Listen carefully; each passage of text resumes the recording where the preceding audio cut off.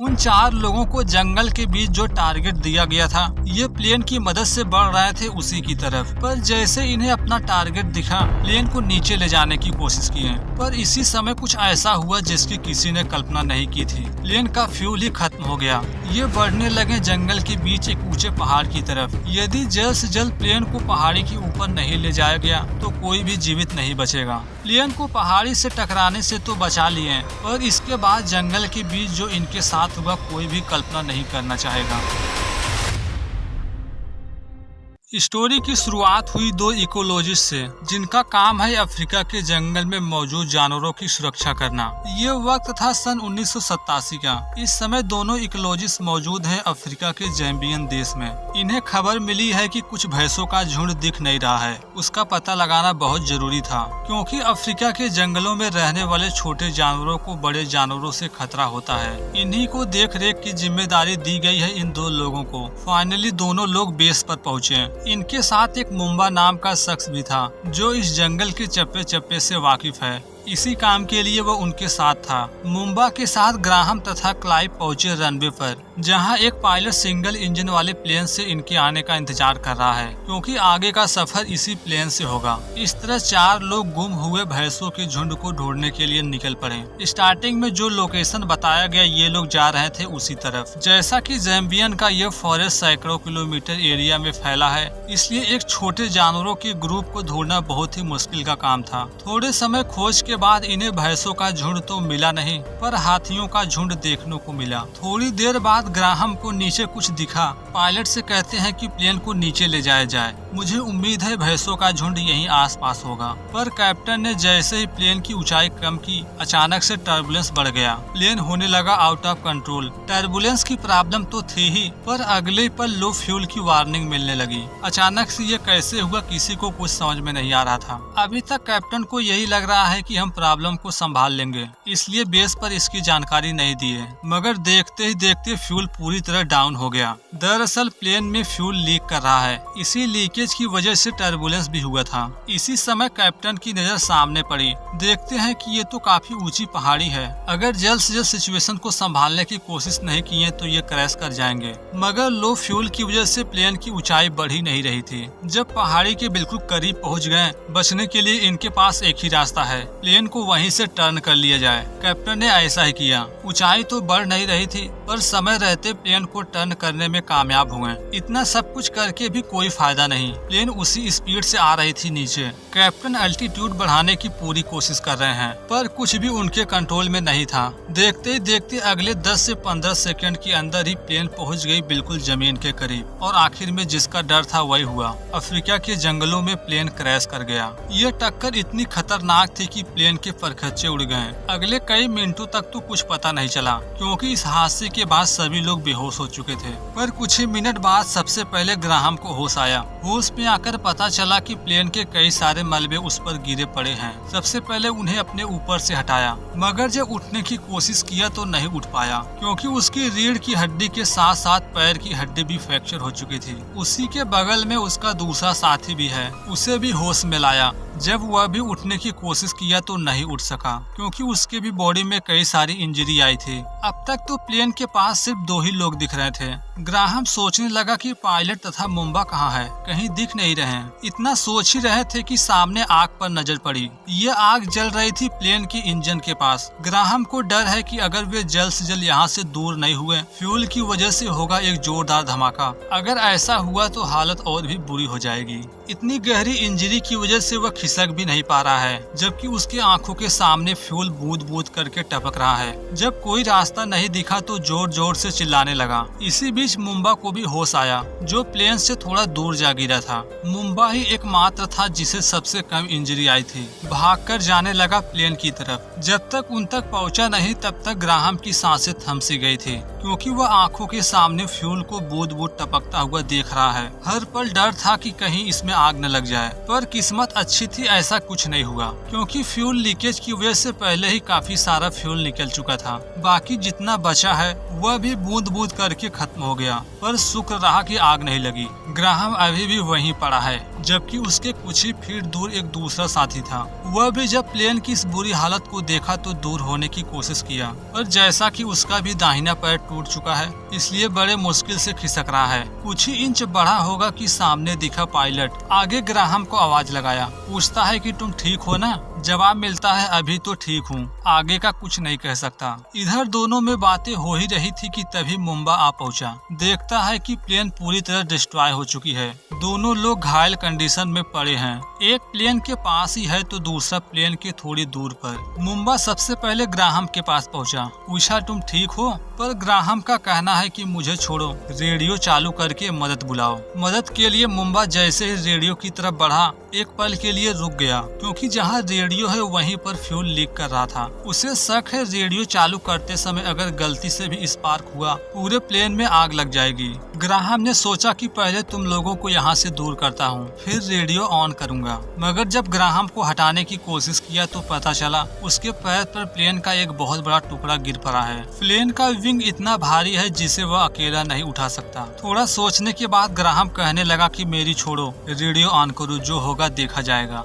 Graham डरते डरते जैसे ही रेडियो का बटन प्रेस किया, पता चला ये तो खराब हो चुका है। कई बार मेड़े मेड़े का आवाज लगाया पर उस तरफ से कोई भी रिस्पांस नहीं मिला। मतलब साफ है, यहाँ से बच निकलने की इनकी जो आखिरी उम्मीद थी रेडियो, अब वो खराब हो चुका है। इनका प्लेन बेस से कितनी दूर पर क्रैश हुआ है इसका ज्यादा कुछ अंदाजा नहीं था, पर फिर भी मुंबा चाहता है कि वो पैदल यहाँ से निकले। पर सैकड़ों किलोमीटर की दूरी तय करना इतना भी आसान नहीं था, क्योंकि कभी भी उसका सामना यहाँ के जंगली जानवरों से होगा। इसलिए अभी यहीं रुककर मदद आने तक इंतजार करना चाहता है। जैसा कि ये कुछ ही घंटों के लिए निकले थे, इसलिए खाने पीने का ज्यादा कुछ सामान नहीं था। शुरुआत में भूख प्यास तो नहीं लगी, पर जैसे जैसे दोपहर की धूप बढ़ने लगी, चारों को जोरों की प्यास लगी। क्रैश के 3 घंटे बाद इन्हें एहसास हुआ कि अब चाहे जो हो, हमें पीने के लिए पानी चाहिए, वरना ये जख्मों से मरे या न मरे, पर डिहाइड्रेशन से जरूर मर जाएंगे। इन चारों में मुंबा ही सबसे सेफ था। उनके कहने पर वो पानी की तलाश में आगे बढ़ा। प्लेन क्रैश पॉइंट से थोड़ा ही दूर गया ही था। आसपास नजर घुमाया पर उसे पानी का कोई भी स्रोत नहीं दिखा। आसपास जिस तरह की जंगल झाड़ियां हैं, देखकर तो ऐसा लग रहा है कि आसपास जरूर कोई न कोई जानवर होगा ही। उसे कुछ जानवरों की आवाज भी सुनने को मिली। ये सुन डरने लगा, पर थोड़े समय बाद एहसास हुआ कि यह सच नहीं है, यह है सिर्फ उसका भ्रम। अगले आधे घंटे तक मुंबा गायब रहा, पर जब प्लेन क्रैश तक पहुंचा तो सभी को लगा कि यह खाली हाथ आया है। पर जब बोतल का ढक्कन ओपन किया तो ग्राहम बहुत खुश हुआ, क्योंकि वो पानी हासिल करने में कामयाब हुआ था। इस तरह उसने सभी को थोड़ा थोड़ा पानी पिलाया। अभी तो मदद मिलने की कोई उम्मीद नहीं थी। इंतजार करते करते शाम हो गया। कुछ ही घंटों में हो गया अंधेरा। अंधेरा होते ही अफ्रीका के जंगलों में तापमान कम होने लगा। अब तक जिन्हें सूरज की गर्मी से प्रॉब्लम थी, रात होते ही ठंड से प्रॉब्लम होने लगी। चारों लोग पूरी रात हाइपोथर्मिया से सफर कर रहे थे। सभी को लग रही थी कड़ाके की ठंड। रात को ही ग्राहम की नजर पैरों के जख्म पर पड़ी।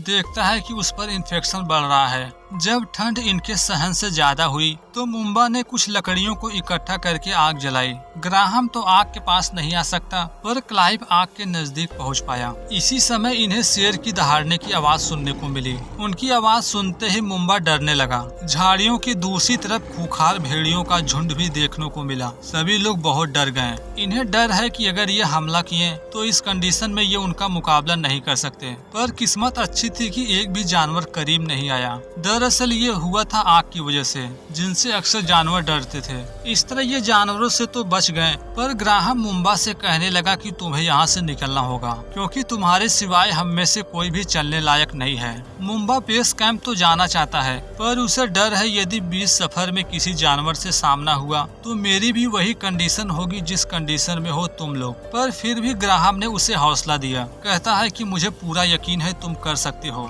उसने भी सोचा कि ऐसा करने की सिवाय दूसरा कोई ऑप्शन नहीं है। मदद के लिए अगर नहीं निकला तो यहाँ रहकर भी जीवित नहीं बचेगा। इसलिए सोच लिया कि रास्ते में जो होगा देखा जाएगा। सुबह होते ही मैं निकलूंगा यहाँ से। इस तरह जैसे तैसे पहली रात गुजर गई। सुबह हुआ। मुंबा जाने से पहले उनके लिए पीने के लिए पानी लाने गया, क्योंकि उसे भी नहीं पता कि वह कब तक यहाँ मदद ला पाएगा। अगर उसे मदद लाने में देरी हुई तो ये लोग प्यास से मारे जाएंगे। पानी इकट्ठा करने के लिए ज्यादा कुछ तो नहीं था, पर पास में एक प्लास्टिक का बॉक्स है। बोतल तथा बॉक्स के साथ पहुंचा झरने के पास। उसी में बहुत सारा पानी इकट्ठा किया, जिसे लाकर अपने साथियों के पास रख दिया। कहता है कि मैं चल रहा हूँ, अपना ध्यान रखना। जाने से पहले मुंबा ने एक गांव के बारे में बातें की जो बेस कैंप की अपेक्षा सबसे नजदीक है। वह सोचा कि वह वहीं जाएगा। अगर वहां पहुंच गया तो समझो किसी न किसी तरह से मदद मिल जाएगी। इस तरह गांव की तलाश में एक ऐसे सफर पर निकला जिसका अंत क्या होगा किसी को नहीं पता। करीब आधे घंटे चलने के बाद मुंबा को एहसास हुआ कि आसपास कुछ जानवर हैं। फूंक फूंक कर एक एक कदम आगे बढ़ाया। शुरुआत में सही डायरेक्शन में जा रहा था, पर आधे घंटे के बाद वह गलत रूट पर चला गया। जिस रास्ते पर चलकर वह कभी भी गांव नहीं पहुंच सकता। वहीं दूसरी तरफ कुछ घंटे बाद जब सभी को प्यास लगी तो मुंबा द्वारा रखे हुए पानी को सभी ने पी लिया। मुंबा ही इनकी एकमात्र उम्मीद है जो कुछ कर सकता है। इंतजार करते करते 5 घंटे हो गए। ये यही सोच रहे हैं कि मुंबा कहां तक पहुंचा होगा, वह इस समय सही सलामत है भी या नहीं। कुछ समय बाद क्लाइव ने सोचा कि वह इस तरह हाथ पर हाथ रखकर नहीं बैठ सकता, क्योंकि मुंबा के बाद क्लाइव ही एक ऐसा है जिसे बाकियों की अपेक्षा काफी कम जख्में आई थी, पर फिर भी वह चलने की कंडीशन में नहीं है। पर जैसा भी है बचने की कोशिश करना चाहता था, इसलिए खिसक कर सामने के चट्टान पर चढ़ने लगा। पूरी कोशिश के बाद चट्टान पर चढ़ तो नहीं पाया, पर उसे पानी के बहने की आवाज सुनाई पड़ी। चट्टान के दूसरी तरफ पहुंचा तो देखा सच में यहाँ पानी बह रहा है। सबसे पहले वह खुद की प्यास बुझाई और फिर बोतल में पानी लेकर गया अपने साथियों के पास। ग्राहम के पास पहुंचकर उसकी नजर पैरों पर पड़ी। उसे भी पता चला कि इसके पैरों पर इन्फेक्शन बढ़ रहा है। मुझसे ज्यादा तो इसे इलाज की जरूरत है। पैर प्लेन के विंग के नीचे इस तरह दबा पड़ा है कि वह उसे निकाल भी नहीं सकता। इस तरह दोनों प्लेन के पास ही बैठे रहे, इंतजार करते रहे रेस्क्यू टीम के आने का। थोड़े रेस्ट के बाद सोचा कि मुझे एक बार और कोशिश करना चाहिए। दूसरी बार उसने एक डंडे का सहारा लिया। फाइनली जैसे तैसे पीक पर पहुंच गया, पर वहां से जो कुछ भी दिखा उससे कोई मदद नहीं मिल सकती थी। चारों तरफ पेड़ पौधे तथा जंगल झाड़ियां थी। गांव वगैरह का तो नामो निशान नहीं। सोचा मुझे वापस प्लेन के पास जाना चाहिए। इसी समय उसे ख्याल आया कि उसके पास एक सिल्वर की पॉलीथीन है। सोचा इसे इसी हिल पर फैला दिया जाए। क्या भरोसा यदि रेस्क्यू टीम दौड़ते हुए यहाँ पहुँचे तो सन के रिफ्लेक्शन से उन्हें हमारे लोकेशन का पता चल जाए। इस तरह सिल्वर की पॉलीथीन बिछाकर नीचे आ गया। आज का दिन भी खत्म हुआ, रात होने को आई। दूसरी रात भी सभी लोग बहुत डरे हुए थे, क्योंकि पहली रात तो इनके साथ मुंबा था। अगर आज की रात किसी जानवर ने हमला किया तो इन्हें बचाने के लिए कोई नहीं होगा, पर असल में ऐसा कुछ नहीं हुआ। दूसरी रात भी गुजर गई, सुबह हुआ, यानी आज इनका यहाँ फंसे हुए है तीसरा दिन। सुबह सुबह क्लाइव ने ग्राहम को पानी पिलाया। ये मुंबा के बारे में सोचने लगे। इन्हें शक हुआ कहीं बीच सफर में उसके साथ कुछ हुआ तो नहीं, क्योंकि अब तक उसे गांव तक पहुंच जाना चाहिए था। उसका गांव तक न पहुंचने का एक ही मतलब था, बीच सफर में कुछ तो उसके साथ हुआ है। इस तरह क्लाइव हाथ पर हाथ रखकर बैठना नहीं चाहता। ग्राहम से कहा कि अब मुझे भी गांव की तलाश में यहाँ से निकलना होगा। उसने उसे रोका भी नहीं, कहा कि तुम जाओ, मैं अपना ध्यान रख लूंगा। इस तरह ये दोपहर तक ऐसे ही पड़े रहे। ना ही मुंबा की तरफ से कोई मदद मिली, ना ही क्लाइव का कुछ पता चला।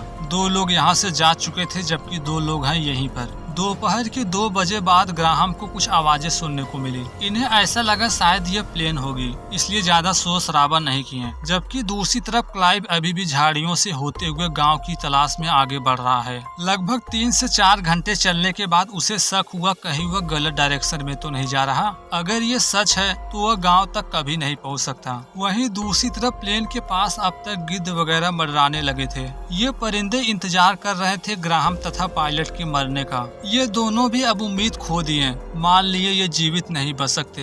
दोनों अपने आखिरी पलों के बारे में सोच ही रहे थे, तभी इन्हें हेलीकॉप्टर की आवाज सुनने को मिली। धीरे धीरे आवाज जब पूरी तरह क्लियर हुई, इन्हें यकीन हो गया सच में ये रेस्क्यू टीम है। रेस्क्यू टीम को सबसे पहले वह सिल्वर का पॉलीथीन दिखाई पड़ा, जिसे क्लाइव उस चट्टान पर रखा था। वहीं से थोड़ी दूर क्रैश हुआ प्लेन भी दिखा। इस तरह रेस्क्यू टीम हेलीकॉप्टर के साथ प्लेन के करीब पहुंची। दोनों को वहां से हॉस्पिटल ले जाया गया। बाद में क्लाइव तथा मुंबा को भी ढूंढा गया। क्लाइव तो वहां से कुछ ही किलोमीटर दूर झाड़ियों में मिला, जबकि 3 दिन पहले निकला हुआ मुंबा भटककर पहुंच गया था दूसरे गांव। इस तरह 72 घंटों तक फंसे रहने के बाद सभी लोगों को अफ्रीका के जंगल से जीवित बचा लिया गया। इस वीडियो में बात की गई है उन 11 लोगों की जिनके बीच एक ऐसी सिचुएशन आई कि इन्हें न चाहकर भी एक ऐसे गुफा जैसे सुरंग में जाना पड़ा, जहाँ से बाहर निकलना नामुमकिन था। बचने की उम्मीद में गुफा के अंदर पूरे 14 महीने फंसे रहे, पर उस समय उन्होंने जो फील किया, कोई भी अपनी लाइफ में ऐसा फील नहीं करना चाहता। Thanks for watching this video.